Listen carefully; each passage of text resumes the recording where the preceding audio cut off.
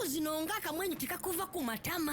Anti nafuna abantu abatuufu mu by'ettaka n'amayumba. Yosam Properties. Bano bakufunira ettaka mu buli sayizi yonna gy'oyagala. Oyagala lya kyapa oba lya ndagaano. Oyagala lya kulimirako oba lya kulundirako. Naawe ayagala ery'okuzimba. Basangibwa Nansana okumpi ne Nansana Municipal Council. Bakubire ku ssimu 0748935 Hello everyone, my name is Sammy K. I work with Unique Media, a gospel platform committed to sharing love and hope in our community. On 30th May, we will be hosting an outreach called Unique Girls Empowerment. Yes, Unique Girls Empowerment. Our mission is simple but powerful: to support and empower young girls between the ages of 15 and 18. Many girls in our community struggle to access basic menstrual hygiene products. So something that is completely natural often becomes a reason for shame, stigma, and even missing school. That is why our message is clear. Menstruation is natural. The stigma isn't. Through this outreach, we aim to provide reusable sanitary pads, soap, shavers, knickers, and other essential hygiene items to young girls in need. Our target is to reach 200 girls and remind them that they are loved, valued, confident, and beautifully created by God. But we cannot do it alone. We invite you to partner with us through donations, support, or simply spreading the word, so that together we can make a difference in these young lives. If you'd like to support this cause, please contact us on +256 786 026 647. Join us as we stand together to empower the next generation of young women. Remember, menstruation is natural. The stigma isn't. God bless you. Mugamba mutya bannaye mwenna abeekumbira ku mukutu gwa Unique Media, bigenda bicha, buuzaako ku balimi, kubuuzaako nti simanyi sizoni ya kusiga wasize oba tonnaba, mbuuzaako wasikaali mpewo yeekufuuwa ekiro ng'oyiyiza baana yeguma, Mukama ajja kubeera ng'akuweerawo omukisa. Mbuuzaako ku ba house girls, bagamba tulekerawo bayita ba house girls, tubayita ba house manager. Mbabuuzaako mu linnya erya Mukama waffe Yesu Kristo. Ebitiibwa nga bingi. Olina oba abantu ebitiibwa byabwe tobisazaasazaamu. Mbuuzaako ku basomesa abatusomeseza abaana, nange abansomesa era be basomesa ne Jeremiah, naawe ndaba bakusomesa. So abasomesa bawanye ekitiibwa. Abasawo mbabuuzaako, mwebale nnyo omulimu gwe mukola okubeera nga mutujjanjaba. Naddala mmwe abagattako munnange ffe tujjanjibwa bujjanjabi, Katonda yawonya, tubaagala nnyo. Situmidde ba kinnansi leero, ne kuba medical doctor abaagenda ne basoma batumiddeko. Awo wabi? Si wabi. Irere emirimu ntumidde. Omanyi bangamba nti ntumira mirimu gitategerekeka. Leero ntumidde emirimu, ntumira kuba pilot abatuvugira abantu baffe abalungi, batwala ku byeyo, okubazza, abatwala abantu ku vacation, abatuvugira ennyonyi ezo. Si bwe kiri? Era bwe kiri. Ba accountant ababala ebitabo mbatumiddeko. Naddala gwe accountant atakumpanya, oli kwalaali, gwe ng'oli kwalaali, naawe nkutumiddeko. Kale Samike ge mannya gange, nze omusajja nzeka atalina buzibu mu Uganda eno, oninnyako n'otambula n'ogenda. Nkibagambye ebbanga ddene. Baakitegedde? Samike talina buzibu bwonna. Kale tuba tetuzze, Jeremiah ngenda mu omukisa yeyanjule, naye njagala kutandika ne kano. Yamanyi wanaatandikira ye ng'omuntu. Nsiiba nkyogera nnyo nti ofumanga nnyo Mukama n'akuteekako ekisa kubanga nze siri mutuukirivu era mubambala mu batuukirivu muswadde siri nyonoona buli kaseera ne ku makya leero simanyi mirundi gye nyonoonye we bunaazibira simanyi oba erinnya lyagenda balikyali mu kitabo ekyabalamu oba nga liseetuse lizze kati mu kyabaki andi kati olaba so bw'oyonoona erinnya tekyetaagisa nnyo bingi jasi lyo lyesiimula mu webale kati simanyi ne babaako gye baliteeka simanyi bwe bunaazibira naye ate ekiŋŋumya kiri kimu nti Katonda wakisa nti wenneenenya ajja kunsonyiwa. Yes, okitegeeza Mukama. Kyole tuba tusaba tugamba Mukama atusonyiwe ebyono byaffe nga naffe bwe tusonyiwa abatusobezza. Webale. Kitegeeza olina kusooka kusonyiwa. Exactly. Ate n'ekirala abamu balowooza nti ebikolwa bino kikolwa ky'oba okoze kwe kwonoona. Oyinza okwonoona mu ndowooza, mu bikolwa n'ebirala. Oyinza okulowooza kati simanyi bintu bye naakalowooza mu bwongo olumu biyinza okuba bibi, ebimu biyinza okuba bibi, ebimu biyinza okuba birungi. Naye tosobola byawula. Sisobola byawula. Naye kyensinga okusaba Katonda mutali butuukirivu bwange, nsaba nnyo Katonda ekintu kye mba njogedde mu nkukutu ne we kijja public leka kibeere ng'ebintu ebyo mbiyimirirako nga tebinswaza. Kiba kibi nnyo okubeera nga bakuleetera abaana obalabirire bakwesiga mu kitundu ka audio oba ka video ne kafuluma ng'oli mu kukwana omu ku baana abo ng'ate tukumanyi oli musajja muki mufumbo. Ekyo kirala ate okategedde. So nsaba nnyo Katonda ti byenjogera mu audio mu nkukutu mu private nga nja biddamu nga sijja kutandika kunenya abantu tebyo byali byaffe, ebyo byali byaki, anti biba byammwe tebiina kuvaayo. Webale. Weba byammwe tebiina kolaki, tebiina kuvaayo. Naye nsaba nnyo Katonda naye babi amanyi Abaganda balinaga nti ebyomunju bino ebyomunju ebyomunju tebitotolwa. Ebyomunju tebitotolwa. So nsaba nnyo Katonda ateeke mu mbeera nga sirya bigambo byange nti ate mwantegedde bubi, temuntegedde, temwampadde kino. So wenjagala tutandikire tugambenako olwaleero, kale sooka ombulizeewo ku bantu abo then yogere ng'ate. Kristo Yesu yeebazibwe, abaweereza ba Katonda, abalabi ba Unique Media, abalabi b'amazima mu Kristo Yesu n'abalala ab'enjawulo abawaayo obudde ne mujja ne mulaba ne mukomentinga ne musharinga, mwebale kye mukola nno ky'amaanyi kubanga okusalawo kuli gy'oli, okukkiriza ekituufu oba okukkiriza ekikyamu. So nzikiriza nti gwali ku Unique Media onoonya kumanya, ate mu kumanya okwo kwe kutuyamba ogenda mu ggulu, kubanga Adamu baamugamba nti bw'onaalya wano ojja kufa, naye bw'otaalyeeko ojja kubeera n'obulamu obutakola kitaggwaawo. Adamu n'asalawo kati ng'olwaliwo bwe wasazeewo n'oteekako ddatawo n'ogamba sigenda kulaba poono ngende ndabe Unique Media yeegamba ki onokammuleke towakana mubiraba. Naye mbeebaza bambi, mwebale nnyo, mwebalire ddala abayimirira mu buweereza obw'enjawulo, abayimirira ne Unique Media, abayimirira n'amazima mu Kristo Yesu, nammwe abakola okwagala nga oluusi tetukumanyi tukulaba nga osobola okuddira ku musaala gw'ofuna n'oggyako emitwalo 15 n'obaako abantu b'osinkagana n'obakyalira n'oyogerako nabo n'obazaamu amaanyi.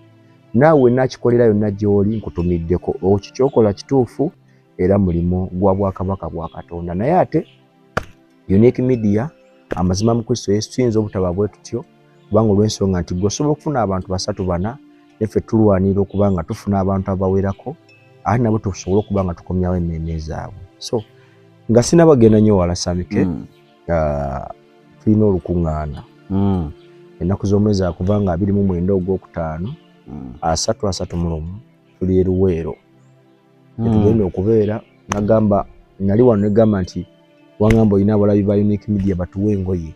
Tonnafuna? Sinnalaba ngoye. Bajja. Sinnalaba ngoye. Abantu baffe tebakeera. engoye ezo muzireete tuzitwale tuzigabira abantu. Oyinza okuba olina pads, oyinza okuba nga olina cotton, oyinza okuba olina sabbuuni, oyinza okuba olina sukaali, oyinza okuba olina engatto, oyinza okuba olina essuuka, ebintu byonna ebya bulijjo ebikozesebwa bw'oba obiina bireete tuge tubigabe. Mukama ajja kubulesinga n'ekyo. Kale nja kusooka okutumirako abantu bange 2. Njagala kutumirako ku makanika yenna. Makanika ng'oli makanika mulungi nnyo ng'era bakwesigisa emirimu, nga baleese emmotoka naye nga wategedde ekizibu kiri ku battery naye ng'ate oli wansi wa mmotoka. Nja kwongera okutumirako. Omusajja oyogedde ebigambo nga mutwalo yatidde ddala n'atambula eno. Naye ng'okimanyi kikondo kyaseseetuse just kukitereeza naye ng'oli wansi wa mmotoka otinkudde ebitagasa. Ne nkutumiddeko ssebo. Olwo n'ogaziya budget. Weebale nnyo. Mukama akutuweera omukisa. Nja kutumirako n'abalala. Nja kutumirako ku balokole nga Musumba yabagamba nti ettaka eryo eribaliraanye mwetaaga okuligula naye ng'ate abaliwo tebaagala kubawogganira kati nga mutumbezeza emizindaalo nga kye mwagala bali baveewo mugule ettaka naye nga temuli mu kusinza wabula muli ku mission ya Musumba gye yayogerako. Bali beetamwewo. Beetamwewo babaguze ettaka. Ekyo nno waliwo university emu kati baali balina akataka k'omusajja ke baagala akaliraanye awo. Naye ng'omusajja tatunda. Kati university kinyi kye yakola ey'okumpi awo n'omusajja we yazimba sima entertaining biki baba akiyita entertaining biki naye nga mission yakumalako oli mirembe era baakyakiivinga. Omusajja yagamba mumpaamu mmeka. Abalokole munaye tubalina ate nno bangi nga yakimanyi okwonoona ebya munne ye kwe kufunamu gwe mukisa. Ekyo nno kikyamu nga bolowooza nti okulumya omulala mujja ofuna ojja kufunikira nga n'obulamu bwo bwe butyo bukoze ki bugenze. So bw'obeera ng'oli mulokole paati emu ku ezo okubanga gwe bakuleeta wali byonoonese nti jangu okuba ettendo wegayiire ku makya mu ttuntu olweggulo abantu abo bebakira ennyo gwe sisimule saawundi tumbiiza. So nja kubasaba bambi bwe mba nga mukola ekintu ekyo nga mukikola lwakubanga mwagala buweereza bugaziwe. Obuweereza tebugaziwa na ttaka, obuweereza bugaziwa na bikolwa. Obuweereza nti bugaziwa butya nti Saama ayinza okuba nga we yatandikira nga obusobozi bw'asobola okufuna buliisa abantu 6. Kituufu. Naye kati ng'asobola okuba nga Mukama bw'amuwa obusobozi ayimirira n'abantu abasoba mu 2. Kitegeeza obuweereza buba bukula. Tebukula na ttaka, bukula na bikolwa. Kituufu. Ebikolwa oyinza okuba nti noga nti naye kyaki yaffe ekulaakulanye tulina ettabi egindi, tulina n'ettabi egindi, tulina ettabi egindi. Eyo si nkulaakulana, eyo nkyukakyuka mu bintu bye mukola. Naye enkulaakulana mu mwoyo naddala ffe abalokole bwe twogera ku nkulaakulana oba enkyukakyuka tulina okuba nga tulina ebintu ebikwatikako bye tukoze. Ti mu kyaki tulinamu abantu bameka? Tulinamu abantu 1,000 mulamba bameka abasula ku mbalaza naye ng'akeera najja n'asaba n'awaayo? Bameka abasula mu kyaki eno? Naye statistics abaana abasumba bazirina mu kyaki akeera n'azingako ebintu bye n'abiteeka ebbali n'agenda n'akola. Bw'agenda n'akola n'akomawo oluusi agenda okugyawo nga ne renti yakola ki? Yagaana. Nti enkyukakyuka gye tulina okuba nabo nti abantu abo ne munoonyeza obutaka gye buli bu miliyoni 2, miliyoni 3 ng'akaako tandikira awo. Ba obusobozi ng'ekkanisa tubulina. Bwo weebuli n'obusobozi weebuli. Olaba tusonda ettaka erya kkanisa ne tusonda erya kino. Abantu abo n'omanya nti nina abantu kale mu mwaka guno tuzimbiddeyo abantu 8. Enkulaakulana. Omuntu abeerawo ng'asaba Katonda ng'obuweereza obusigale nga buyimiridde. Lwaki? Bwakola ekikwata ku mutima gwe. Kati Katonda kyayagala kati golowooza lwaki ali mu kyaki tayagala kuba nawuwe. Okimanyi nti bwe mumuzimbire wuwe Katonda yaba yanukudde essaala ze. Era so nja kusaba mwenna abalokola abakkiriza Yesu Kristo ebikolwa bisinga ebigambo. Enkyukakyuka n'enkulaakulana teri mu bizimbe, teri mu mizindalo minene gye twaleese, no. enkyukakyuka mu muzindaalo omu waliwo abawonyezebwa, mu muzindaalo omu waliwo abagufunamu. Ti kamera ya Saamu bwetunula mu muntu waliwo kyetumufunamu. Nti bwe tuba nti tulina kyetukufunamu kyetwetaagisa ate nnyo kuwaonya obudde tukubeereko no. Wabula enkyukakyuka kamera Saamu kamera yo wetunula erina okuba nga bwetunula wabaawo enkyukakyuka. Naye buzibu tusinga byensinze nze naddala bbanga lyemmaze mu media sidde ne gyensinze okulaba abantu ba Katonda baagala nnyo ebintu ebyonoonese. Baagala nnyo biki? Ebintu ebyonoonese. Otegeeza ki? Bakitegedde. So Mukama anansonyiwa bannaye eddoboozi si ddungi leero bwe tukoledde naye kaneeyanjule kubanga omukulu yannyanjudde ebituba byange tyabimazeeyo. Nze ndi ku kamera era nze ebifaananyi byonna bye mulaba yenze. So bw'olaba ekitagenze bulungi bakusonyiwe munsonyiwe kubanga omukulu ono gwe mulaba muganda wange twafuuka ba Luganda kati linnya wawambibwa n'atera n'omuwaako erinnya erimu naye nga waliwo abanvunaanye nti nasigaza ggwe wekka. Okay, tekirina buzibu. Ekikulu twogera ku nkyukakyuka. Twogera ku nkyukakyuka esobola okuyamba obulamu bw'abalokole n'okuyamba abantu kubanga si buli alaba nti mulokole. Enkyukakyuka teri y'abalokole bokka wabula y'abantu bonna abali mu society. Kati enkyukakyuka bw'ebeerawo nemba nga nze nsobodde okulabika guno gwe mukisa gwange. Ekiseera kijja kujja gwe wenna ndaba nga sikyasobola kuba ku Unique Media wano. Kijja kusoboka. Waliwo bwe walabangawo naye kati tebakyalina mukisa gwo. Omukisa gwabwe gwakomaawo baali bagulina. Kati guno gwange nange ogwange gujja tuka ekiseera gweko we gukola ki? We gukoma nga bw'olaba nti Samike yali abeerayo nga talina media naye ng'akola emirimu gye nga tomumanyi. Kati Mukama bwe yamubulesinga n'amuwa kamera n'atandika okubeeta ebifaananyi naawe wamulabira naye nga walina abalabi wali olaba era wabavaako. Kati nange bwe kityo bwe kiri sigamba nti ngenda kujja no mbafiireko no. Nze wendi kaseera katono nnyo ejjeso lya kunoonya nga tokyandaba nga nagenda mu byange ndi mu birala nnyo era olina gye ntambuliza obulamu. So bwe manga Mukama nze gwawadde omukisa ku mulundi guno kkiriza owulire kiki Mukama kyampaka eginze nakyo bwe kiba kikugasa kigatteko omuvinge nange ntambule. So bwe kityo bwe kiri. Okay, kakati Jeremiah mbadde ndaba amawulire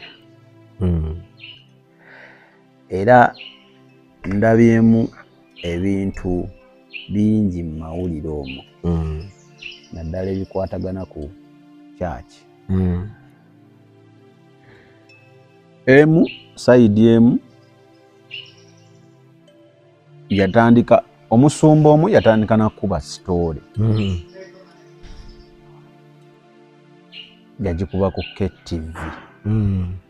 KTV abatagimanyi ya Bishop David Kiganda. David amalangayo amanya g'abasajja Bishop David Livingstone Kiganda.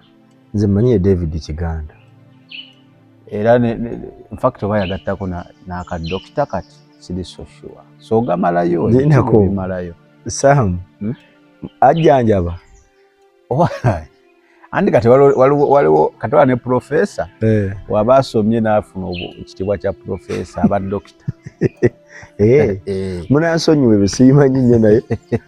So kati waliwo ba dokita obwo naye nawulira abaali bagamba nti bagenda ebyo bijjawo ebyo bitiibwa mu balokole baganda ba. So byaki why bwe batakuyita dokita kiki bwekale bwe bakuyita dokita kiki weeyongerako abasomye kati Saamu leero omuntu azze akusesa mikaapo nze tina kinyo ate nze nyumba buyombi saa ddala twebyo nkitegedde naye KTV ng'ekuba amawulire mawulire ago nga balaga mbwe ebyali mu kkooti n'obujulizi nga bulaga ebintu bino mbyogera n'amannya lwansonga public information ate tuluddewo bireeta tubyogereko lwansonga saasooka biwabudde naye ndaba biranda so njala tujjaawo omulamwa ng'akuba sitoole nga balaga nti abaana baali baleese obujulizi mu kwewuyozaako oba ku musango gwa Pastor Robert Kayanja. Kkooti ya Mwangatto Mengo etandise olwaliro okuwulira obujulizi obw'omukugu wa poliisi Enoch Kanene okuva mu kitongole kya Forensic Service e Naggulu obukwata ku butambi n'amaloboozi obuli ku ssimu ey'omu ku bavubuka abalumiriza omusumba Robert Kayanja owa Lubaga Miracle Center okubalya ebisiyaga. Mu alipoota y'omukugu ono ey'emyaka 17 eragiddwa obutereevu ku lutimbe mu kkooti, Kayanja yagabananga obutambi bw'ebisiyaga n'abavubuka abamulumiriza. Omukugu ono Kanene asoze kutegeeza kkooti ku ngeri gye yayingiramu mu musango guno ng'agamba nti obuvunaanyizibwa bwamukwasibwa akulira ekitongole eky'emisango egy'oku mutimbagano awamu n'okukulira ebya forensic, ng'era alipoota gy'awadde ategeezezza nti yava mu ebyo bye yajja ku ssimu ey'omu ku bavunaanwa, ng'era ategeezezza kkooti nti n'obubaka omuli obwa WhatsApp obwali wasangulwa yasobola okubuzza. Alipoota eno mulimu ennamba z'essimu ezaawanyisiganyanga obubaka obw'ebikola ebya Sodoma ne Gomora okuli n'ey'omukugu gy'akakasa ng'eri mu mannya ag'omusumba Robert Kayanja. Alipoota eraze ng'essimu eyaweebwa omukugu okuggyako obujulizi yali ya Regan Ssentongo, ng'era obubaka bwa WhatsApp obwaliko bwali buwanyisiganyizibwa wakati waayo n'ennamba y'essimu endala eyawandiisibwa mu mannya ga Robert Kayanja, ng'era ennamba zino kiragiddwa baakubaganiranga amasimu ne boogereziganya, era nga bino byonna kiragiddwa nga byatandika ng'ennaku z'omwezi 22 omwezi ogw'Ekkumi omwaka 2020. Wano n'amaloboozi agaakwatibwa ag'essimu ezaakubwa gazannyiddwa mu kkooti. Mu bubaka bwa WhatsApp, Ssentongo Regan aweereza obubaka ku ssimu eri mu mannya ga Robert Kayanja ng'amubuulira ku ebyo ebyamutuukako mu mwaka gwa 2017. Kayanja nti bwe yamuyita okwegatta ku ttiimu ye Kabalye okutendekebwa bimale bigendemu okumuvuga olupanka awamu ne banne. Alipoota era eraze nti Ssentongo Regan yategeeza nga muganda we Mayanja bwe yattibwa oluvannyuma lw'okwogera amazima ku bibakolebwako, era wano Ssentongo ne banne abalala abaali basigaddewo nga bagezaako okusaba omusumba Robert Kayanja ssente ze yabasuubiza, nti kyokka ate ono yatandika kubatiisatiisa nga bw'alina amagye era nti alina abanene mu State House, bw'atyo nti nga tewali gye bayinza kumuloopa. Alipoota era eraze obubaka okuva ewa Ssentongo Regan nga bugamba nti alina obujulizi oba omusumba ono oba okubalya ebisiyaga. Omukugu era asomye obubaka bwe yajja ku ssimu nga bugamba Ssentongo okuwandiika abantu be yayita gangs abasobola okusaanyaawo abo aboogera amazima.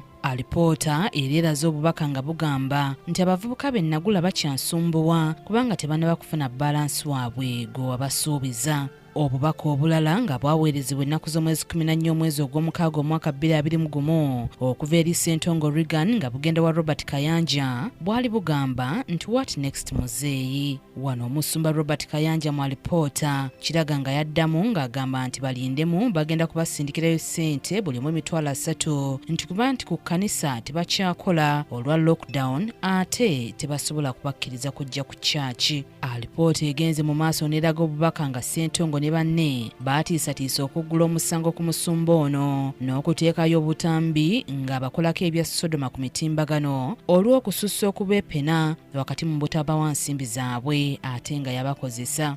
Wano kiraga ng'omusumba ono nga yaddamu obubaka ng'agamba nti bagenda kutegeka ku ssaawa 6 nti naye Katonda yajja okusalawo. Obubaka mu alipoota eno bulaze nga Ssentongo alemera ku musumba Robert Kayanja ng'abaana be yavuga olupanka bwe bali obubi ng'era beetaaga ssente, era nga bugamba nti nabo beetaaga okubeerako obulungi nga ye omusumba. Obubaka obumu bubadde bugenda eri omusumba nga bumugamba engeri gye beevugamu olupanka. Obubaka buno bulagiddwa ku lutimbe lwa TV mu kkooti mu lujjudde wakati mu bantu ababadde abamu okutensaya era nga bazannye n'obutambi obwakwatibwa obutereevu ku ssimu y'omusumba Robert Kayanja nga bulaga omuntu nga yeesangula omusaayi ng'ali mu kaabuyonjo. Kkooti eyongezaayo okulira omusango guno okutuusa ng'ennaku z'omwezi 23 omwezi guno omwaka guno. Kinajjukiranga mu musango guno omusumba Robert Kayanja yawaabira abavubuka 9 ng'abalanga okusaalimbira ku kkanisa ye ssaako n'okumuwaayiriza nti yali ebisiyaga awamu n'okuwa amawulire ag'obulimba ku poliisi. Wabula abavubuka wakati mu kufunvubira bazze balumiriza omusumba ono okubaddako n'abasulika ennenge ng'era olwaleero obumu ku bujulizi obwali ku ssimu y'omu ku bavunaanwa bwe badde butaputibwa n'okukakasibwa mu alipoota y'omukugu wa poliisi. Kinajjukirwanga mu musango guno nga gugenda mu maaso, kamera ezikwata obutambi kw'ebyo bigenda mu maaso zaawerebwa. Robert Kayanja omusumba owayita Time ndowooza ennaku nga ziizo ng'agamba nti enough is enough. Kimala. Ekimala kikola ki? Kimala. Webeera nnyindo kati mugireesa omuki? Onyigiriza nnyo ennyindo ogireeta omusaayi. Ng'agamba enough is enough, nsirisa ebbanga naye kino kikoze eki? Nkikooye ate kisusse. Agamba nti kooti yabategeeza nti ebintu ebyazannyibwa mu mawulire ku KTV tebyaliyo mu kooti. So okusinziira ku Pastor Robert Kayanja ng'agamba bijingejinge, babiyiya buyiya bagattagatta biroboozi. Kati nga yeebuuza omuntu lwaki agattagatta ekintu ku muntu n'okola obulimba. Era n'agamba nti talina buzibu kuba no baabuukira, naye kati ye emmundu agenda zitunuuliza ono yakitandika kubanga ye yabuza bano abaakola ki, abaabuukira, ababuloga bani ontegedde buloga nga bakikubye. A faceless recording was released. Akatambi akataaliko face bwe kasumululwa by a certain lady representing KTV. Omukyalo omu akiikirira KTV, Kingdom Television, eyitibwa Kingdom Television of Bishop Kiganda. eya Bishop Kiganda.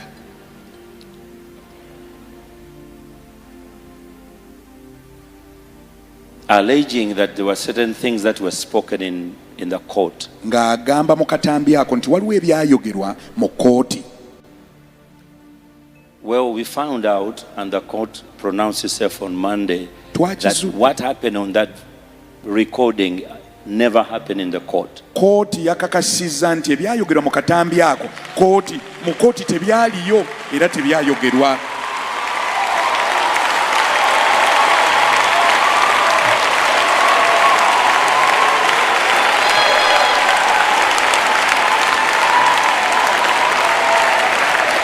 There is a case that is going on, Waliwo omusango ogugenda mu maaso.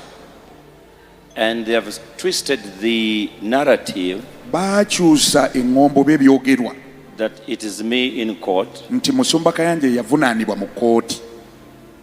The same Pastor Kayanja is arrested. Musumba Kayanja yakwatiddwa. He killed somebody. I mean, we are used to that nonsense. Ebyo But twabimanyiira. this was so evil. Naye kino kyabadde ate kibi nnyo. So on Monday, Ku bbalaza they cross-examined the witness of the defense. baawulira obujulizi We don't want to talk bw'ababeewuliza. about these things, like, because you know, I always don't allow to talk about these things. Saagala nnyo kwogera But ku this bintu. went beyond normalcy. Naye kino kyasusse ku mbeera ya bulijjo. Why will anybody Lwaki omuntu go and say things yandigenze n'ayogera the ebigambo magistrate has not said, omulamuzi the by'atayogedde, witness has not said, abajulizi bye batwogedde, and say this has come out of the court? naga bino byabadde mu kooti. And then all the bloggers, Babuloga bonna all the social talkers aboogera ku mikutu picked egy'enjawulo from that, and they begin to say whatever you've been watching, ne you've been batwala saying. ebyo ne babitambuza ne babiraalaasa. That never happened in the court. Ebyo ebyayogeddwa mu kooti never tebyayogerwako. said. Tebyayogerwa. I'm not in court. Siri mu kooti I'm nze, not charged with anything. sirina musango gunvunaanibwa. It's the people who are charged, Bali be bavunaanibwa, and it's a state case. ate musango gwe ga ggwanga lye lyabawawaabira. It's Uganda versus them. Eggwanga lye lyabawawaabira lye bibavunaana. But I don't understand Sikitegeera why will someone change that lwaki omuntu yandikikyusiza and ekyo totally lies to the whole world. n'alimba ensi yonna.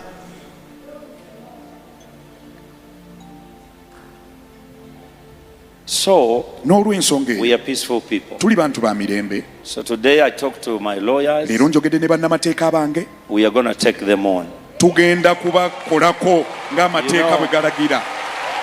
You cannot lie Tosobola kulimba oba okuwaayiriza to the whole nation. eri eggwanga lyonna.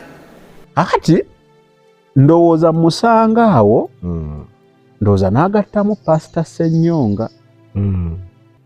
Anti Ssenyonga ngaawo omumanyi. Ye Ssenyonga tebamunyigira muto.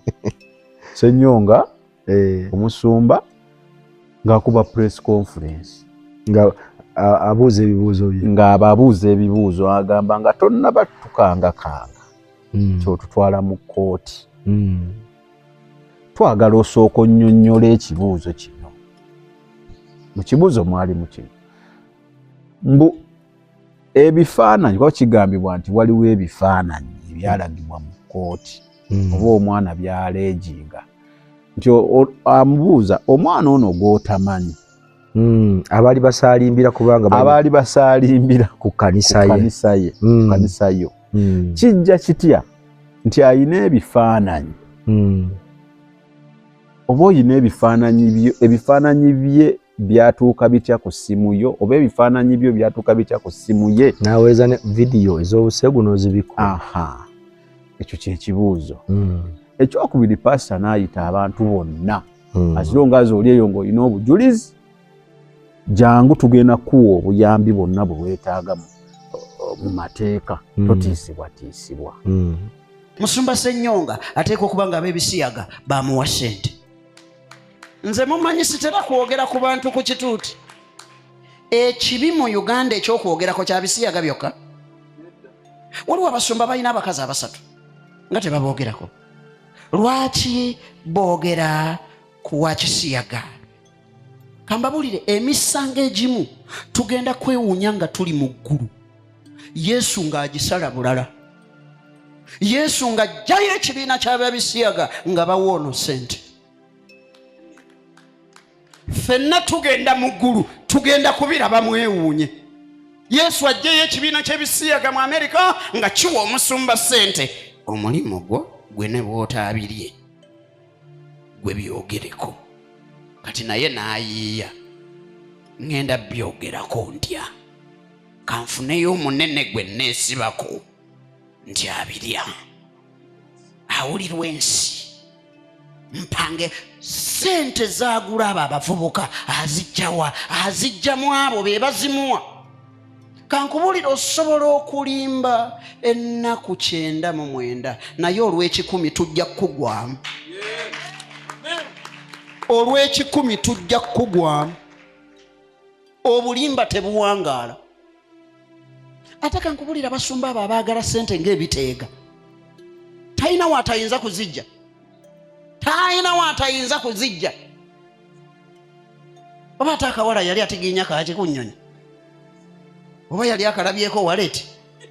Nkubuuza Pastor Kayanja ekifaananyi ekyo ky'obuseegu kyanonye ekikusimu yo nga kiba wa mwana akugamba nti wamukozesa ekyo ky'obuddamu. Ate bw'ondeetamu nange I have to tell the truth.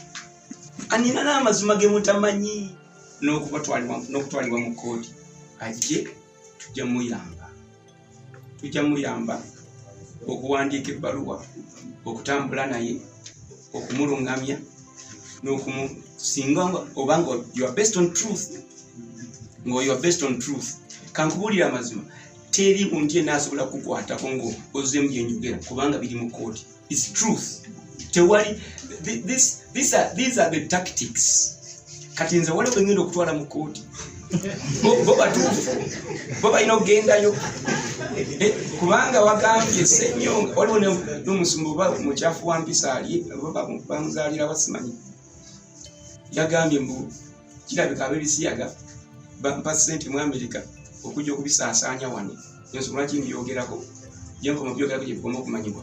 Kati oyo tugenda kumubuuza tuwe obukakafu ebintu bwe bityo ebirivaluga ebitategeerekeka naye bwe baba kutiisatiisa. I'm going to give you a phone number here. Mpe ebbaluwa gye baakuwadde ate anaasiba 15 anaasiba 20 addemu ekibuuzo wagamba omwana tomukozesanga kati yakugamba suma wankozesa nasinira ne message endala abaana balwadde bannange agaba nange abaana bavunze mabega tukole tutya sindika sendeza notaddamu nogafu gundi ajja kusindika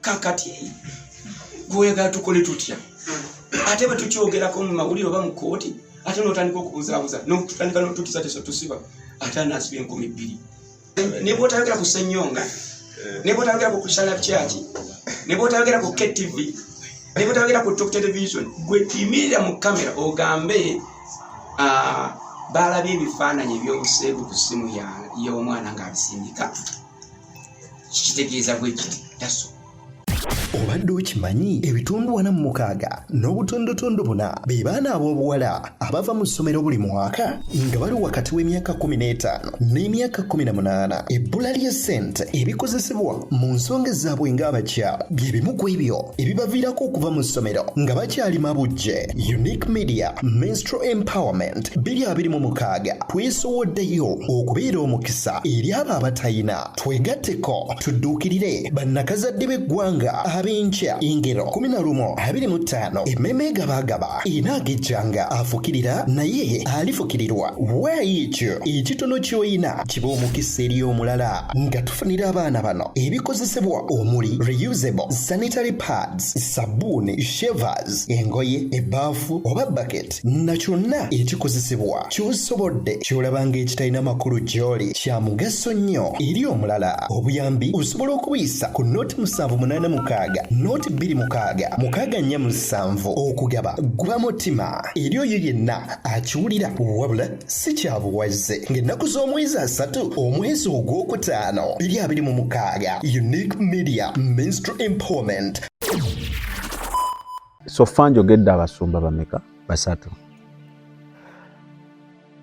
Ekisooka kino kitulekawa ng'ekkanisa kubanga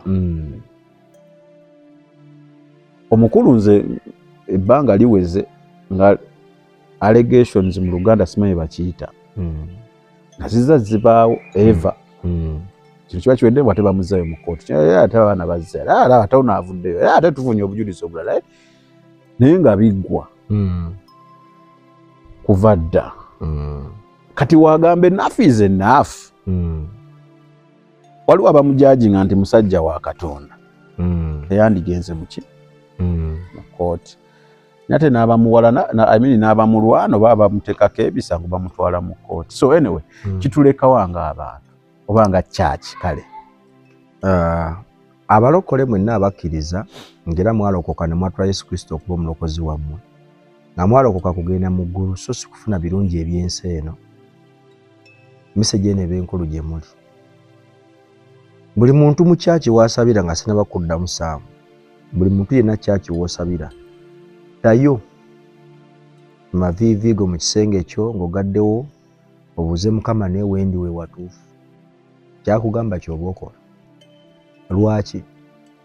Bino ebiriwo byalina okubaawo era tebina kye bigenda kukosa ku kkanisa. Kuba ekkanisa ya Yesu Kristo ye eri mu kumuvinga egenda mu maaso. Wabula abalaba kkanisa ey'okungulu, ekkanisa ey'okungulu ye eri mu kusaanawo. Kubanga Yesu yagamba ngenda kumenya yeekaalu eno sirireka jinja kulina ngenda kugimenya ngizimbe mu nnaku 3. Ngenda kumenya yeekaalu eno yazimbibwa emyaka 40 ngijjewo. Kati njagala okutegeeza Saamu ekkanisa ya Mukama waffe Yesu Kristo terina buzibu bwonna ekyagenda mu maaso kubanga bino ebiro eby'abantu bano okulwanagana ono avumye ono onayogedde kino ebyo byali birina okubaawo okulaga nti kubanga bwe mubeera nga mukkanya mu kintu kimu nga ensi yonna eri ku kintu kimu. Olaba Yesu Kristo bw'ajja mu Bafalisaayo n'Abasaddukaayo baamuwakanya nnyo. Era bw'asinkana n'omukyalo oyo eyali ku luzzi Omusamaliya namugamba mpa ku mazzi, omukyalo yamusika mu Yokaana ndowooza essuula 4. omukyalo oyo Abasamaliya balinga tebakwatagana nga balinamu obutakwatagana n'abantu ab'ebika ebyenjawulo. Kati Yesu Kristo ng'amugamba nti mpa ku mazzi nyweko. N'amugamba naye kati singa obadde omanyi omuntu gw'osaba amazzi wandimuwadde. Naye nga kyagezaako kumulaga nti entalo zibaddewo ebbanga lyonna. Entalo tuzze tulaba entalo okuva mu Bayibuli. Entalo ezizze zibeerawo nga Mukama alwanagana n'abamawanga naye ng'ayita mu bantu. Naye kati entalo ezo Mukama yazistopinga yeesitukidde okusobola okulwana entalo ze. Kati ekkanisa ey'omubiri gye tulabako olwaleero oba ekizimbe kyandibadde kidisipulininga abantu engeri gye balina okutambulamu ne Katonda. Oluvannyuma Katonda n'abalagayo engeri gye balina okukwasaganya ekyo kye baba bagambye. Nti tusobola okuba nga Saamu oli musomesa oli mu kibiina n'ebyotusomesa tubitwala naye ate ne tufuna amagezi agabiteeka mu nkola. Tuyinza okutatwala exactly kyosomesezza ne tutwalako ekyo ekituufu kyokoze eki kyoyogerako nga nti naye atugambye kati bwe nkatta kino engatta kino ze nfuna kino. Tuwabawo amagezi Mukama gatuwa ag'omwoyo okusobola okutubikkulira netumanya netutegeera ki ekyokola. Kati bano abasajja abali mu kulwanagana essaawa zino emisango giri mu kooti, ono byogedde abyegaana, kituufu alina obyegaana. Eno ensi naye ate n'owaayiriza kibi. Anti okuwaayiriza chances are high nti oli yali awaayiriza. Amazima gali nti sosaagala ozigyewo. Sisobola gijjawo. Naye njagala kubategeezaako nti ekkanisa essaawa lunaku lwaleero kaafuuka katuuti kabannabyabufuzi. Kubanga bannabyabufuzi ye muntu akwata Bayibuli n'agiwanika n'agamba ndayira n'amazima. Naye nga amazima mumanyi kye yakoze. Muba temukimanyi? Baba kimanyi. Kakati leero tuli mu kkanisa omuntu akwata Bayibuli n'agiwanika bbanga n'agenjogera ge mazima. N'agiwanika mu kooti. Ne mugenda okumaliriza mu kooti nga kituufu bulimba wabadde akola ki? Wabadde ayogera. Kati lwaki ensonga lwaki nkizaawo bannabyabufuzi? Nti ebiseera ebisinga kale situgambye nti ababi n'abalungi gye bali abakola ebintu obulungi naye abasinga balimba. Kati kanisa yaffe obulimba bwe businga okufugiramu. Kati ate obulimba bukulembera ye Sitaani. Yokaana 8:8 agamba nti Sitaani kitaawe w'abalimba kuba ye nkuvanga ku lubeerera ye tabangako n'amazima munda mu ye. Tagaagalira ddala. Okitegedde? Era nga Yesu Kristo agamba munoonya okukola okwegomba kwa kitammwe Sitaani kubanga okuva ku lubeerera ye mulimba ye mubbi ye mussi. Kati abantu bano abali mu kooti essaawa zino z'olunaku lwaleero naddala ffe ng'abalokole ffe abali mu mwoyo era bategeera ki ekigenda mu maaso. Kyongera manyo tukakasa nti Mukama waffe akomawo. Kubanga obubonero bwebwo bano abasajja batudde mu byawandiikibwa be bali mu ngoma. Batudde mu ngoma. Bano abasajja batudde mu byawandiikibwa okakasa ebyo Mukama waffe Yesu Kristo byajja ayogerako. Naye okulaba nti omusajja omuntu akeera ku makya amazima gali nti abantu abe balidde ebisiyaga bakimanyi nti babalya ebisiyaga.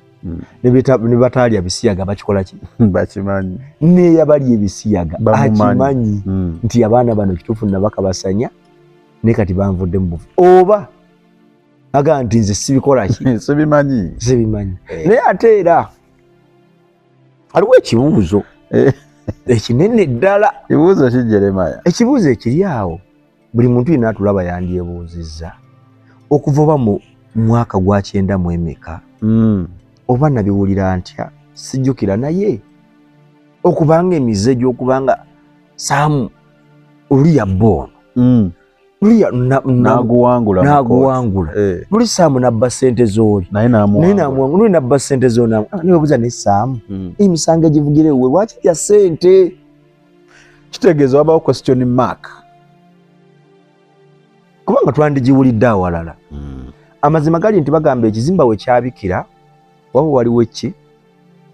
Ate Abaganda balina olugero olugamba nti ab'ekika bwe baba bakaayana nga bali mu nnyumba bakaayanira byapa musota ne gwingira mu nnyumba basooka ne bawummuza wansi eby'ettaka enkaayana zaabwe ne bagukuba kubanga bwe batagukuba bayinza obutafuluma na kintu kye balina. Kati guno omusota bayingira mu kanisa kati kambabuulireko abasajja bano be mulaba bavuddeyo bonna abali mu kuba ebintu bino tebalwanagana na muntu yenna ekyo njagala mukijje ku nze tebalwanagana na muntu newankubadde waliwo abalina obulowoozo obwo bwa wansi nti balaka balombagana musumba bano balabika bawaayiriza ebirowoozo by'ekisiru njagala bategeeza tulwanagana na muze omwana wo bwabba sukaali n'omukuba kibooko baneiba natuka okubataasa n'omukuba kibooko oba tokuba mwana ntomwagala okuba muze taguddamu olwo kyali wange bakuba embooko ng'aliko omuzimu nomugaa ate tukuba ggwe tukuba omuzimu akutuddeko kati embooko zavuga n'akaana bannange ngampulira binnuma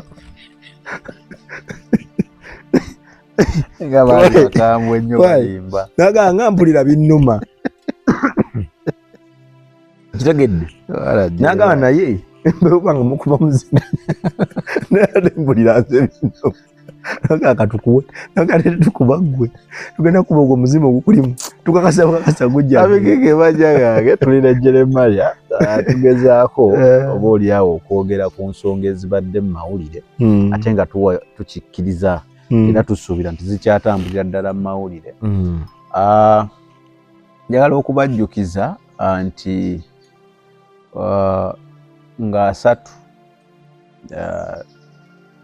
tulina outreach naffe ng'aba Unique Media tugenda kubeera nga ate twagala kuddukira abaana ba buwala bali bakati w'emyaka 15 ne 18 okulaba nga tuba twalira ku sanitary pads tuba twalira ku shavers sneakers n'ebirala buckets ebirala ebikozesebwa mu hygiene yaabwe ng'abakyala nga bali mu nnaku zaabwe ez'ekikyala so twegattako n'ekitono kyonna kyolina bonna ekitono kyolina tujja kubeera ntweyanziza naye nkiddamu wadde bagamba nsabisa malala gwe wekka akiwulira bw'atakiwulira bambi bireke towaayo kintu kyebakukase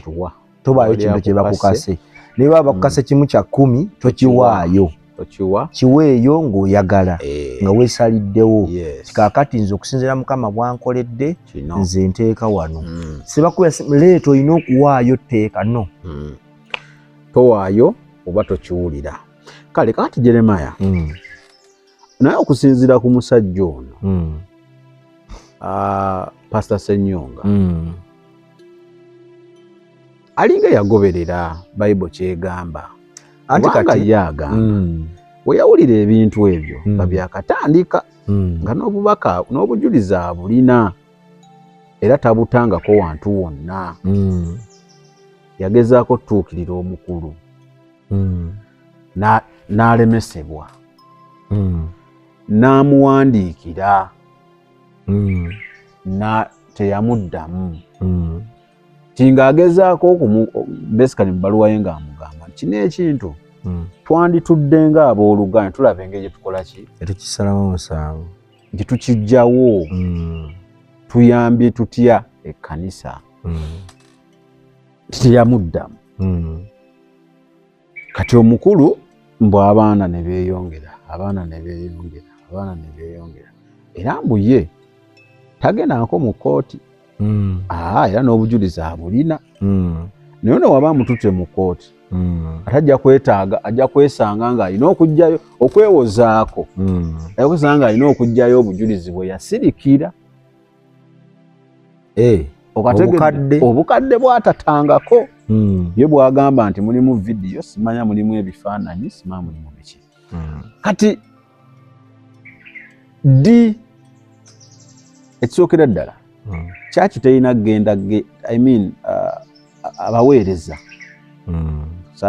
kankijje mu kintu kyekyaki abaweereza tebalina kugenderako ddala mu mbuga z'amateeka abaweereza balina okugendayo kubanga baba balanga waliwo ebisajjwa ebitali bituufu kubanga amateeka g'ensi nago we gakolera lwaki nkubuuzizza ndaba kyekiri ennyo ku mimwa gy'abantu abasajja ba Katonda kyekibatwala ate mu kooti kyekibatwala mu ekituufu bandibadde tebagenda mu kooti ago ge mazima naye nga bwe nagambye nti omusota bwe guyingira mu nnyumba nga mubadde munyina bye mukaayanira ne mumuwummuza mwansi mufundikira muli muddawa mu kooti okitegedde ti ebiseera ebisinga muba mulinako obugugulano bwammwe ng'abantu obwammwe naye gye kikoma okubanga kijja kigaziwa kati kankubuulireko Saamu ntambula naawe buli muntu ayagala okundoopa alina kujja gy'oli wekiri kubanga gw'osobola okuntuuka kaki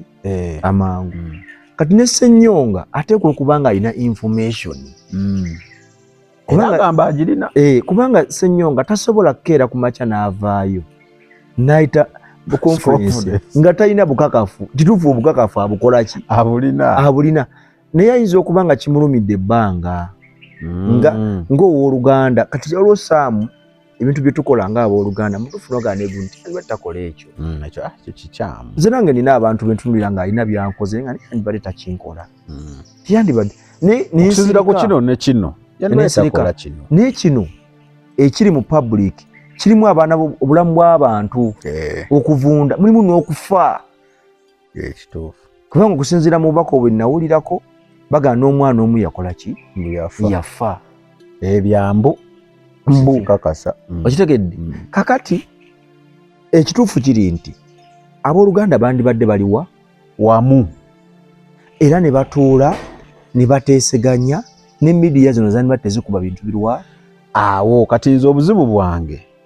ebyaddala tetuganya abamawulire tulina okubeera tuli pasho simanya tulina kuba na saidi tulina okuba ntuwa amazima ebyo byonna mbikkiriza naye kankuweeyo ekintu kimu sitoole neegeza ne sitoole ali njogerako n'omusajja omu bamuyita Kintu Musoke n'aŋŋamba nti tewali media house oba tewali mawulire gali independent gayinza okuba gali independent of the government nga siga government nga olaba zibukedde mu biki ebyo eza government nga media house ya Jeremiah ng'omuntu kitegeeza independent of the government naye teri independent of the owner yaŋŋamba teri independent kati Jeremiah oba yina media house teri independent of Jeremiah kitegeeza teri kiyinza kugenda ku mpewo okwo nga Jeremiah takyagala kigendeko alina kusooka biyitamu lwa nsonga media house yonna esooka kuprotectinga kankiyite gains esooka protectinga gains za nannyini nti NBS tesobola kuba story yonna ekuba mwami King Kalisa okategedde keŋŋamba balina kubanga bawumba era wekibaawo befuula abatagiraba ne bawumba olumu n'obutagikubira ddala nebutagiwa budde nga UBC bwetasobola kuba kintu kyonna kikuba gavumenti tesobola niwe kiba kibaddewo jjafuna engeri gyekyogerako ekiwumbewumbe ontegedde kive mu ddiiro ate ekibuuzo kyange kiri nti lwaki ffe ng'abalokole kuba Mukama atubuleesiza amazima TV zo weeziri ne rediyo lwaki ekituuse ku Jeremiah twanguwa mangu okukiteeka ku mpewo twanguwa mangu okugera ku Jeremiah n'ebi bye yakoze kyokka ne Jeremiah ku rediyo ye webaako sami kye bamugogeddeko ne Jeremiah yanguwa mangu okiteeka ku ki ffe tetuyinaawo kagamba nti ono muganda waffe eno story temugikuba mugireke akati Saamu olaba ekintu ekyo kibeera awantu wamu nti omulembe gwe tulimu gulimu okufuna akaki akawogo ate bw'onaava eno ta story etunda erina byegenda okukolera naate omenya anti jjukira tebatunulira kyakumenya batunulira bizinesi kubanga rediyo mulimu kituufu TV mulimu era olina okukola ebisanyusa abantu byebagala okuwulira basobole ogiwuliriza byebagala okuwulira byebyo naye kakati ekizo nkiba TV waggulawo yakyo balwedi. Anti TV bazigulawo ebiseera ebisinga nga baagala okuweereza Katonda. Yes, mutandikwa.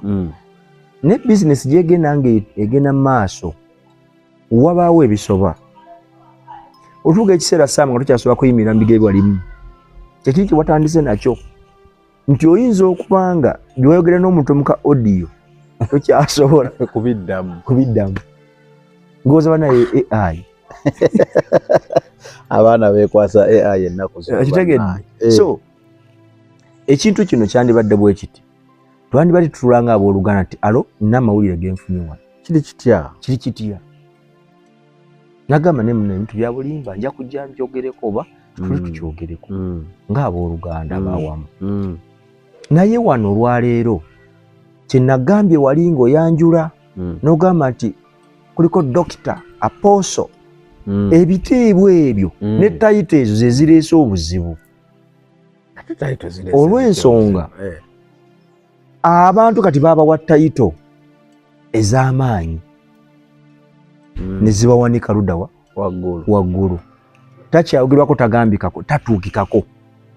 Ne bwandyagadde Saamu omukubira omusajja omugaye nti munnange waliwo kyenfunye takwata simu yo akusindikamu agamba yogerako n'assistant kati bw'oyogera n'assistant naye akizibira n'agamba ati n'akyogera nti ow'omukulu n'agamba omukulu taliiwo yigira omukulu abaako amasimu ga oyo tomuwuliriza oyo omukwata buyo agamba tombuulire. Kati ekyo we kiva n'ofunira nga Saamu agenda kukola amawulire ku Jeremiah naye nga Saamu takubidde Jeremiah. Tamunyonyezaako kumubuuza. Saamu yandibadde abuuza Jeremiah before nga tannamuwogerako. Naye ate Saamu bw'akeera ku makya n'akukuta Jeremiah nengawulira nga Saamu kisi agaŋŋandi ngenda gata.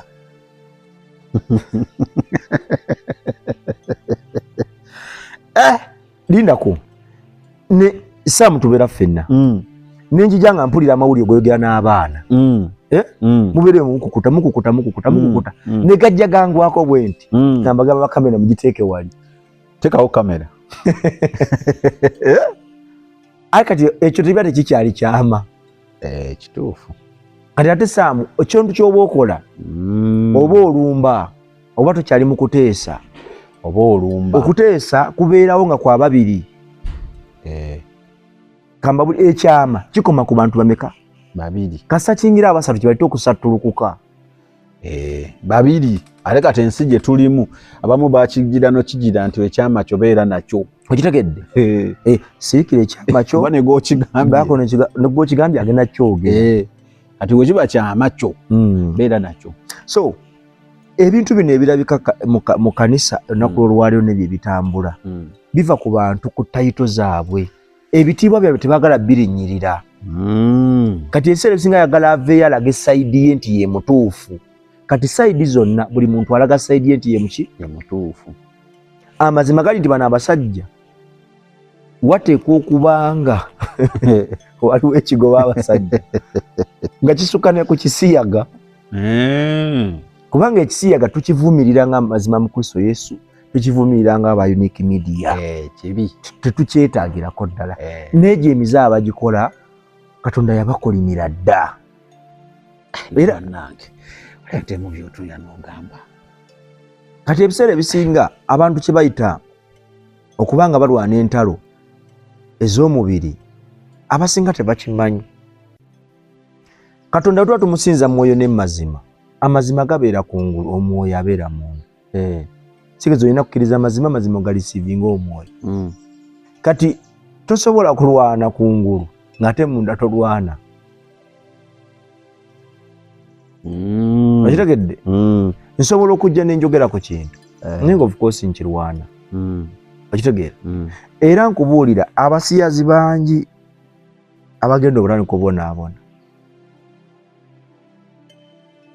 Abasiyazi bangi era batandika okubonaabona.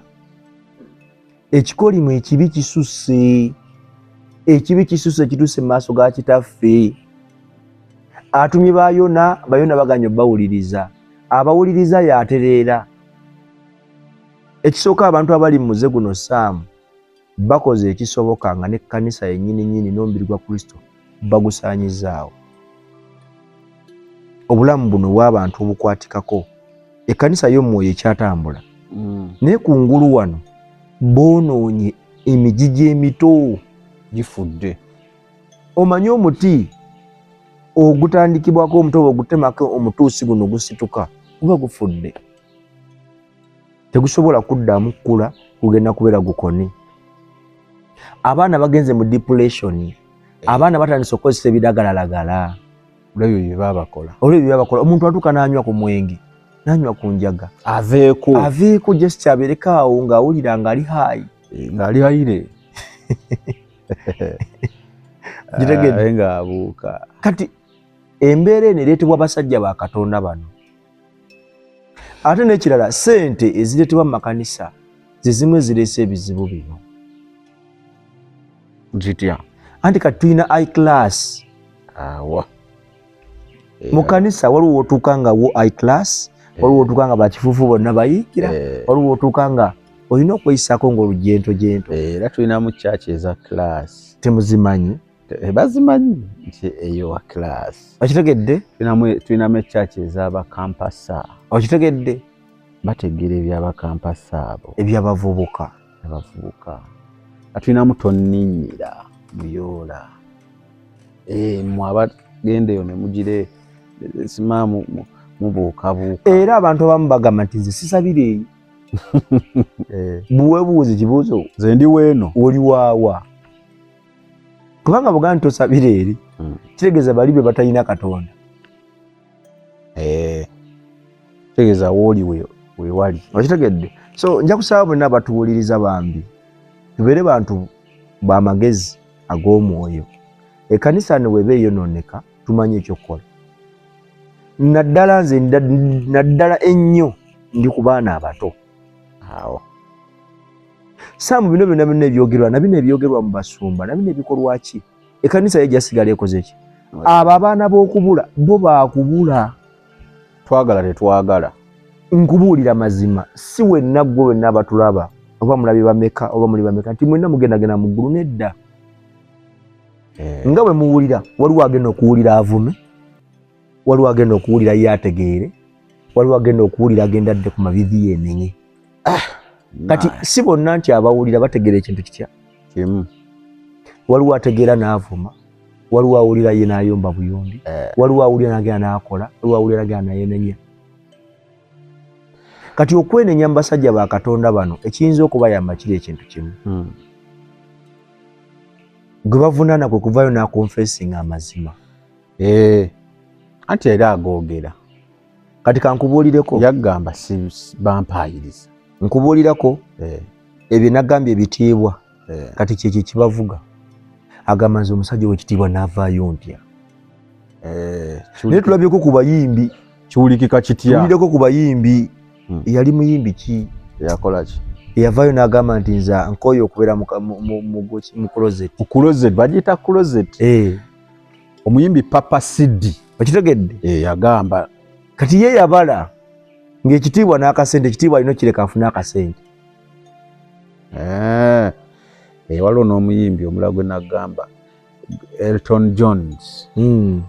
Ye baba yawasa oba baamuwasa. Kati ekintu kino abasajja ab'ebitiibwa bali ebisiyaga. Michael Scofield yagamba nga zibannaye nze nkooye okunzannyisa zisiini nga nzannya n'omukyala nti mukazi wange. Kubanga nze anti kati jjukira abazannyi ba firimu abo balaba. Producer yakimanyi tiwamuzanyisa n'omusajja firimu tegenda ttunda. Okusinziira ku lugero lwaffe. Ku lugero lwabwe. Yabigaana kywa musizonera era tezaagi. Yagamba nedda. Kati Saamu. Abasajja bavuddeyo. Saamu. Okeera ku makya. Ng'oyine ebbwa erikutambulirako wakwata akaana akato. Awo. Akatannaba kwetuuka kali myaka nga 13. Ngezesezaako ne sisegamye nti kituufu. Gezesa bugezesa. Saamu nga wakwata akaana ako ne wakutwala mu kkooti. Noweegaana. N'okola ki n'okola ki. Naye ddedde lw'ova mu mutima gwe kirowoozo okuvaayo ogambe utuka ko Unique Media no gati nze Samike bananga amazima sina mutawana amazima gali bwe gati nasobya ku mwana wa myaka 10 akana konna nakakozesa kinene kati ekyo kye batya Samike Media ebeweddewo boyise ebivumo watu cyane ogenda kudamu munyamazi mikwano gigenda okuswaza kati tokyaswala oswaza naye jukira oswadde mu maaso g'abano bano sibe balamuzi wabula ovuddeyo confessinga maki mazima kati muggwe ate obeera safe n'okusinga nga bano badde bakulaba badde ni ku mutima ebeetadde kaanako kyekyo kati si buli muntu yenna asobola okukkiriza ekyo baganda bange. Okay, kale kakati batumaliriza ebibuzo biringa bibiri.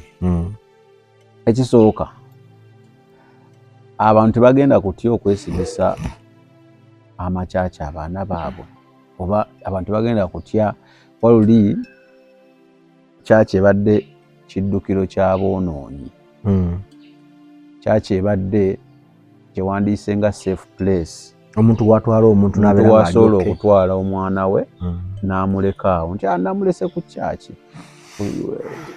nga we nagamba mu program ezaggwa nti osanga omuntu nga ye tagenda ku kyaki naye nga menga shuwa abaana be bakola ki balina osaba tebagenda kutya abaana kubatiisa okuddayo mu kyaki nga bagamba biki ebiri mu kyaki. Ekirala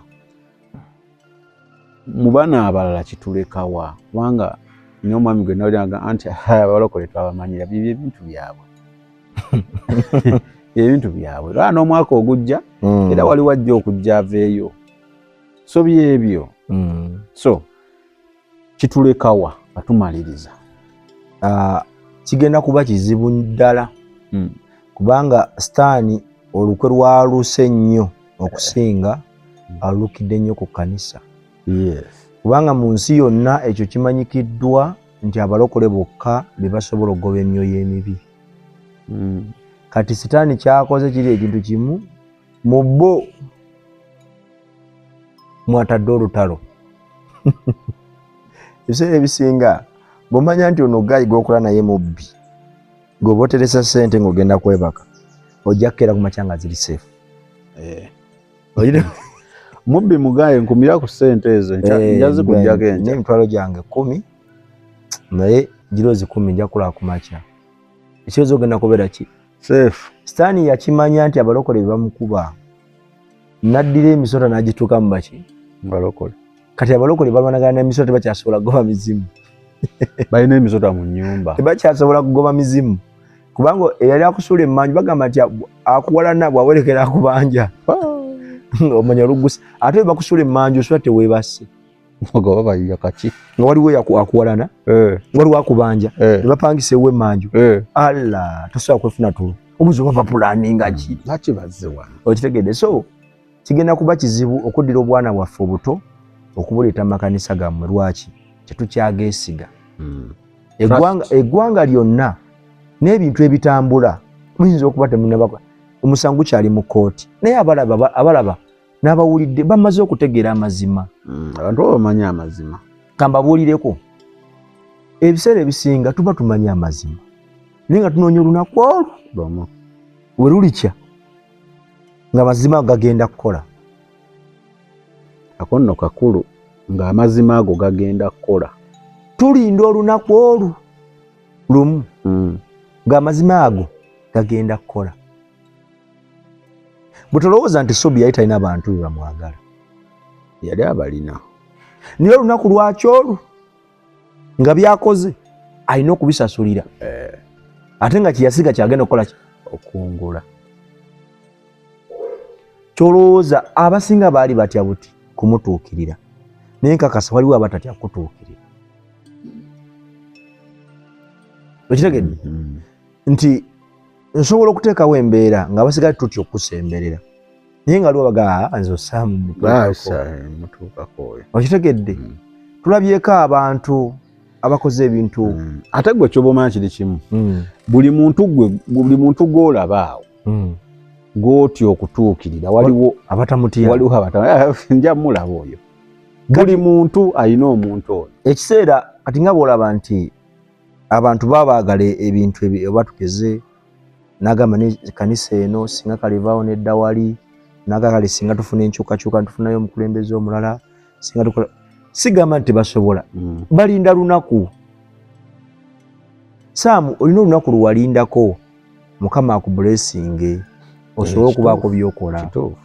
Tulinda tayimu entuufu amazima galabike.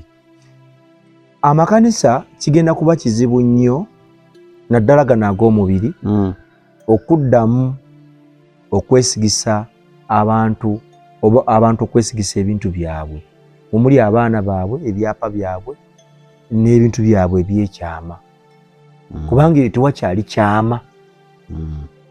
Katonda yabawa omukisa okubanga mutambulira mu kkubo eryabawadde okuyamba abantu batambulire mu kkubo naye ate abantu mwabajja mu kkubo ne mubazza mu byammwe. Ekitegedde ti bizinesi zammwe ze ziri mu kutambula. Sitole ezo zemuta abantu baziwookinga. Nigwe sooka weebuuze enjiri gyo gye muteekayo ku gundi yo bagiraba era mwatrendinze. Kati ojja kumanya ti ensi yava gye yali neyingira mu kanisa. Kubanga mazima gali nti abasiraamu tebasobola kugoba mizimu agaba amajini tebasobola gagoba. Abasamize tebasobola gagoba. Abakatoliki tebasobola kugoba mizimu. Emizimu gigoba balokole. We wali ekinyusi kyova olaba olutalo we lukutte. So nsaba mwenna abatuwuliriza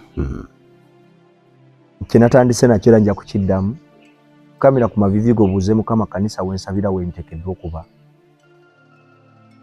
era gambako mikwano gyo nga basatu bagambe nsaba mumbuulizeeko nga nange bwe mbuuza mu kanisa wensabira watuufu ogatte messages kubanga oyinza okuba nga sitaani akulimu n'akuwa message olaba okakasa ebituufu nga tebikyamu. So either linda ofune message ezisukka mu mmeka awo ojja kusobola okutambula naye kanisa n'ebizimbe ebiweddewo kati bisigadde bizimbe bifulukwa kubanga ekyo Yesu Kristo agangenda kubimenya ate amazima gali nti bimenyeddwa lwansonga mwe kennyini mweswazizza ate kitasaana. Naye nga nakugambye nti kasitampulira Samike nga ali alina waali alina byanjogerako ng'amazima gali nti Samike nsobola okumukubira nenkizuula nti Samike weebiri ali mubyogerako tatawanye kunnoonya ate nze sisobola kunoonya nange nkubawo obikubawo bukubi nawe ogateekawo kamera era bembitumwa kamera jangu teekawo kamera kale kubanga nkakasa ebyo byogera bato byogerera mu mwoyo oba olina lutalo lolo oyisaawo okitegedde ebigambo ebisembayo kuno program Jeremiah. Njagala kusaasira abantu abafiiriddwako abantu baabwe ku njege yabaddewo abaana battiddwa abato emiti emito abadde batalina musango abatalina kumanya ku kintu kyonna abatalina nsobi gye bakoze. So nsaasira abazadde abo abafiiriddwa abaana baabwe kuba nange ndi muzadde abaana bana tubasaasirako nnyo era nga tunyole wamu nammwe mu mbeera eyo gye mwayiseemu tetwagala kintu ekyokuddamu kutuuka ku baana baffe era tusaba gavumenti amateeka gakole ku bintu nga bino. Bintu bino bikulu nnyo eri abantu baffe eri baganda baffe eri bazadde baffe. Tutwala obwana bwaffe ku ssomero tetumanyi oba kalidde oba tekalidde. Mmwe mulina obuvunaanyizibwa naddala abasomesa ali nabo obuvunaanyizibwa bulina bwe bukola ki bwe bukoma kuba omusomesa tasobola kulwana naki na bintu ebyo. So tusaba abaana baffe either kuba abaana babawa security ku ssomero oba security emala abaana baffe basobola okubeera mu bulamu obulungi. Tufuna okwekengera ku muntu yenna atali muzadde naffe kennyini abasomesa abaliwo tulabe nga tukikwasaganya kuba kati gwe muntu abantu bangi ajja ku ssomero nanugula kati bafuna bu wifi obw'okutega omwana janatula kusomera awo owe kali n'abeera awo n'omubbi naye wajja okujjira n'abalala bwe bate. So tubasaba bambi mugeze okutereza mu ekyo nammwe abaafiddwa ntono tubasaasira tusaba Mukama Katonda abagumye emitima gyammwe kubanga amazima abaana bammwe tebalina kye bamanyi tebalina musango. Mukama abampeera omukisa mwenna mweraba. Story eyo saagigoberedde nnyo naye bitono bye nategeddeko nze njala kwogera kino. Abalina bye muyisaawo mulowoozeeko nnyo kubagenda obigenderamu nga tebabimanyi nako bannaalumanya ne bassaalumanya. Musobola okulwana entalo zammwe nga temugasseemu balala batabimanyi kubanga wekitakyukamu mugenda kuleka ennaku nnyingi mitima gy'abantu olwadde kati kuliko ebiwundu. So emizannyo gyammwe mba mugizannya, entalo zammwe muba muzirwana, emundu muzeetunuzeemu naye temukuba bassaalumanya ne bannaalumanya ne bassaalumanya temubayingiza mu bintu ebyo. Kwati I'm just imagining abazadde baakeera ku makya bwaba abaana nga baali badde baabambaza baabazuukusa baabanaaza baabambaza baabateeka mu mmotoka babavuga bulungi paka ku ssomero. Kati omuzadde okuddamu ofuna akasimu nti omwana we yakoze eki yafudde bw'ate yafudde kimba omusajja yazze musimanya n'abafumita n'afumita asooka n'agenda kuwooku sibana n'afumita asooka owookubiri owookusatu owookuna. Ate era ekirala Saamu nga okyali ku ekyo oba minisita yasazeeyo essomero liggalwe okuva ku ly'abaana primary neddirira. Lwaki yaliggadde? Anti kwafiiriddeko abaana ngamba gali amalala agalwa anti bwetyo bakikoze. Kyembuuza lyabadde essomero limu lyonna wamu zonna primary ne secondary ziri awo. Ekyo kye sinaategeera bulungi naye nga basomero gonna kusinziira ku information gye nafunyeeko akiraga nti gonna bagaggadde. Kati waliwo abadde balina ebibuuzo nabagamba nti naye minisita Muyingo abaana be kyenkugambye tontwalamu ebintu ku tayimu eyo naye nkugambye nkiddamu abalwana emizannyo gyammwe abagizannya mulwana nnyo ffe bassaalumanya ne bannaalumanya temututeekamu. Samike ge gange badde ne Jeremiah tugenze.